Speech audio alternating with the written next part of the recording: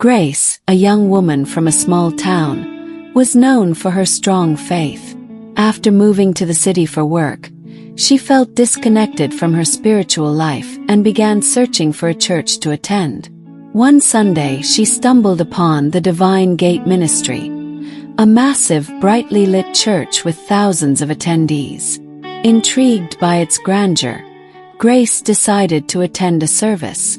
The charismatic pastor, Apostle Judah, preached with fire and authority, performing miracles that left the congregation in awe. Grace felt a pull, convinced she had found her spiritual home. Little did she know, behind the powerful sermons lay a web of secrets. Grace quickly became a devoted member, attending every service and donating generously.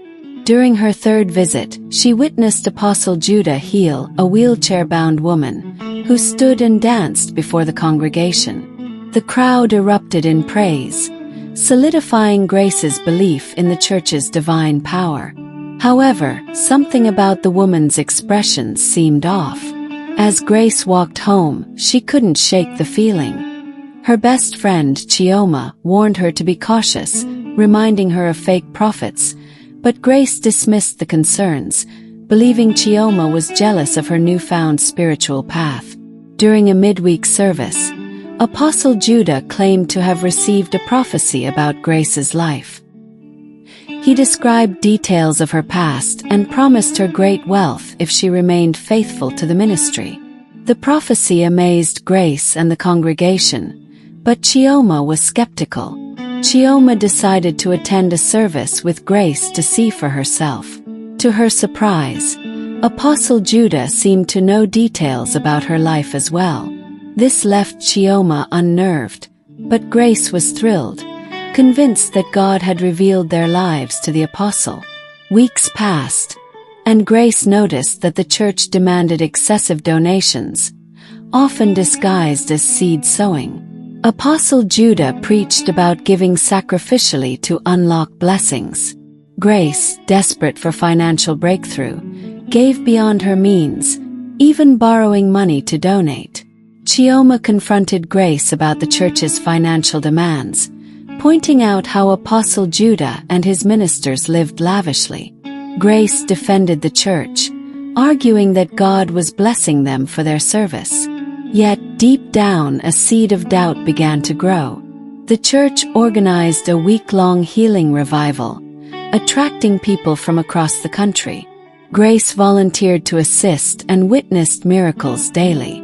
Blind people regained sight, and others were freed from demonic possession. The testimonies overwhelmed her.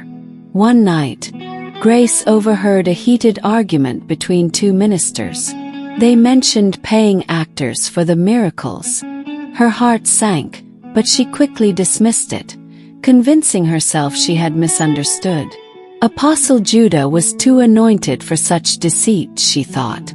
Determined to uncover the truth, Chioma began researching Apostle Judah's past. She discovered several allegations of fraud and misconduct, all dismissed by the church as attacks from the devil. Chioma shared her findings with Grace, but Grace refused to listen. Feeling helpless, Chioma decided to attend a private counseling session with Apostle Judah to get closer to the truth. She hoped to expose him, but her efforts led to unexpected complications. During her session, Apostle Judah accused Chioma of carrying a spiritual curse that hindered her success. He offered to deliver her for a hefty fee. Chioma played along, agreeing to pay later, but secretly recorded their conversation. When Chioma revealed the recording to Grace, her friend was shaken but still hesitant. She needed more proof to accept that her spiritual sanctuary was a scam. A chance encounter at the market brought Grace face to face with the wheelchair-bound woman from the miracle service. The woman looked healthier than ever, but when Grace greeted her, she seemed uneasy. After some coaxing, the woman confessed she had been paid to act crippled and healed during the service. She explained how the church preyed on vulnerable people for staged miracles. Grace felt her world crumble but decided to confront Apostle Judah herself. When Grace confronted Apostle Judah, he laughed off her accusations, claiming the woman was mentally unstable. He warned Grace against questioning his authority, saying it was equivalent to challenging God. Fearful of divine punishment, Grace withdrew her accusations, but her trust was shaken. Despite her doubts, Grace continued attending services, hoping for clarity. Apostle Judah began preaching about obedience, emphasizing the danger of questioning spiritual leaders. During a private prayer session, Grace witnessed Apostle Judah using strange symbols and chanting unfamiliar words. He called it a higher level of prayer, but it felt dark and unsettling. As Grace shared her concerns with Chioma, they began piecing together the strange happenings. Could the church be involved in something more sinister than fraud? Determined to find solid evidence, Grace volunteered to help clean the church.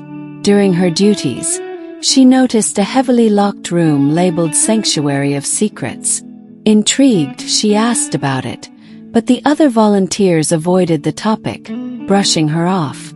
Late at night, Grace and Chioma sneaked into the church and picked the lock.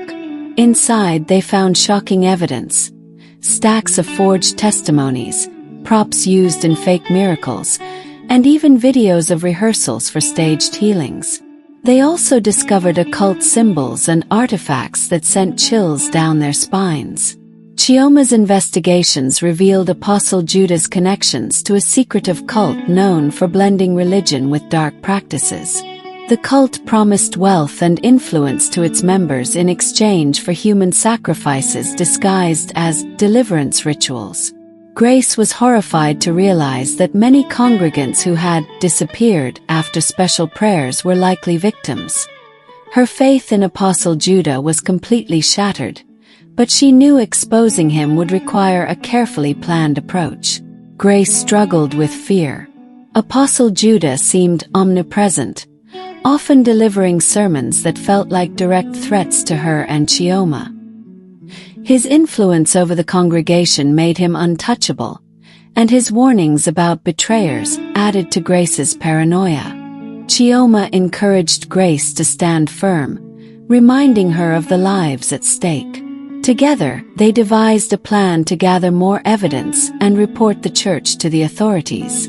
During a testimony session, Grace noticed a woman who looked terrified as she spoke about being delivered from a curse. The woman stumbled over her words and glanced nervously at Apostle Judah. Grace approached her afterward and learned she was being blackmailed into lying about her experience.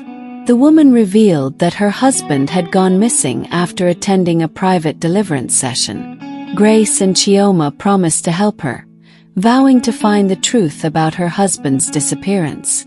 Realizing they couldn't do it alone, Grace and Chioma began discreetly speaking to other skeptical congregants. They discovered a handful of people who had noticed the inconsistencies but were too afraid to speak out. With their help, Grace and Chioma started collecting testimonies and building a case against Apostle Judah. They knew they needed undeniable evidence to bring him down. One of the church's former ministers, Pastor Emmanuel, agreed to meet with Grace and Chioma. He shared horrifying details about the inner workings of the ministry, including the sacrifices demanded by the cult. Emmanuel tried to flee the city after their meeting but was intercepted by the church's enforcers. His sudden disappearance sent a clear message: Apostle Judah would go to any lengths to protect his empire. Grace's faith was deeply shaken. How could a place claiming to serve God be so corrupt? She turned to her Bible for answers, finding solace in stories of perseverance and justice. Chioma, though less religious, admired Grace's resilience and vowed to stand by her side. The duo decided to leak some of the evidence they had gathered online, hoping to attract the attention of investigative journalists. The leaked evidence went viral, sparking outrage and debates across social media. While some defended the church, others demanded an investigation. Apostle Judah dismissed the claims as attacks from agents of darkness. Despite the backlash, Grace and Chioma received messages from former members and victims willing to come forward. The momentum encouraged them to push harder. A prominent investigative journalist, Tandalabi, reached out to Grace and Chioma. He had been following the church for years but lacked sufficient evidence to publish a report. With their help, Tund began working on a documentary to expose the Divine Gate ministry. The trio knew time was running out. Apostle Judah was growing increasingly suspicious, and his sermons became more threatening. Grace and Chioma began receiving anonymous threats. Their homes were vandalized, and Grace's employer fired her without explanation. Apostle Judah's influence seemed to reach every corner of their lives. Despite the intimidation, they pressed on, knowing the truth needed to be revealed. Tund advised them to go into hiding until the documentary was complete. Grace discovered that Apostle Judah was planning a massive sacrificial service to cleanse the church of traitors. Fearing for the safety of their allies, Grace and Chioma decided to warn the police. The police were initially reluctant to act, but with mounting evidence and public pressure, they agreed to monitor the event. On the day of the service, the police raided the church. Chaos erupted as officers arrested Apostle Judah and his top ministers. Grace and Chioma watched from the crowd, relieved but shaken by the violence and fear that unfolded. The raid revealed shocking details about the church's activities, including missing persons, financial fraud, and occult practices. The media coverage ensured that the church's influence began to crumble. However, Apostle Judah's followers remained divided, with some believing he was a victim of persecution. Grace faced backlash from loyalists, but she stood firm. The trial of Apostle Judah began with massive media coverage. Victims shared harrowing testimonies, revealing how they were manipulated, extorted, and even harmed in the name of deliverance. Despite overwhelming evidence, Apostle Judah maintained his innocence, portraying himself as a victim of a spiritual attack. Many of his loyal followers protested outside the courthouse, chanting prayers for his release. Grace and Chioma faced harassment from his supporters, who accused them of working for the devil. It was a painful reminder of how deeply people could be blinded by faith in a manipulative leader. Further investigations exposed Apostle Judah's connections to the secretive cult. Financial records linked him to offshore accounts used to launder money, while former members of the cult revealed its operations, including how the church funneled funds to sustain its practices. The authorities uncovered a grim discovery: a secret underground chamber beneath the church. It contained ceremonial objects and evidence of the dark rituals conducted there. The shocking revelation turned even some of his staunch supporters against him. The most damning evidence came from one of Apostle Judah's closest ministers, Pastor Michael, who decided to cooperate with the authorities in exchange for leniency. He revealed the full extent of the church's fraudulent activities, including how miracles were staged and members silenced. Grace and Chioma watched as Pastor Michael's confession played in court. It was a bittersweet moment. Justice was within reach, but the betrayal hurt many who once looked up to the ministry. The congregation of the Divine Gate ministry was left shattered. Some members sought genuine places of worship, while others struggled to accept the truth. Grace began counseling a few former members, sharing her journey of rediscovering her faith. Chioma, now a respected advocate against religious exploitation, encouraged Grace to start a foundation to help victims of spiritual abuse. Together, they laid the groundwork for their mission to protect others from falling prey to manipulative leaders. After weeks of testimonies and evidence, Apostle Judah was convicted on multiple charges, including fraud, human rights violations, and cult-related activities. He received a life sentence, and his church was permanently shut down. Grace and Chioma attended the sentencing, feeling a mixture of relief and sorrow. While justice was served, they couldn't ignore the pain inflicted on so many lives.